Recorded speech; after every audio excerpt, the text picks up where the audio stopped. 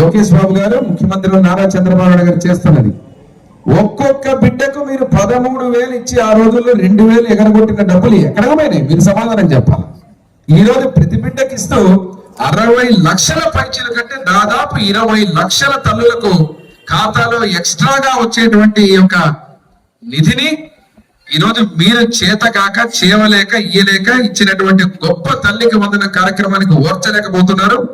మీ విషపు ప్రచారాన్ని ఎవరు నమ్మరు. కానీ అదేదో ఒక సామెత ఉంది, పనికి మాల మాటలు మాట్లాడుతున్న వైసీపీ నాయకులకు నోర్లు బంద్ కావాలి. ఇప్పటికైనా జ్ఞానం ఉండాలి.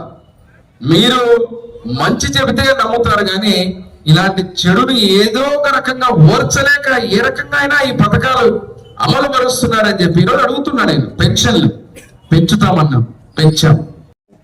అదే రకంగా మీరు చూస్తే రాబోయే రోజుల్లో కూడా మిగిలిన హామీలు తూచా తప్పకుండా జరుగుతాయి. ఈ రోజు ఆనందంగా ప్రతి ఒక్క ఆడ కూతురు కూడా అకౌంట్ లో డబ్బులు తీసుకుంటా అంటే అందరూ ఆనందపడుతుంటే పాపం వైఎస్ఆర్ వాళ్ళకి మాత్రం కడుపు నొప్పి, పాపం చాలా నొప్పి ఉంది. ఆ డబ్బులు తీసినప్పుడంతా నొప్పే, ఆ డబ్బులు కౌంట్ చేసినప్పుడంతా నొప్పే.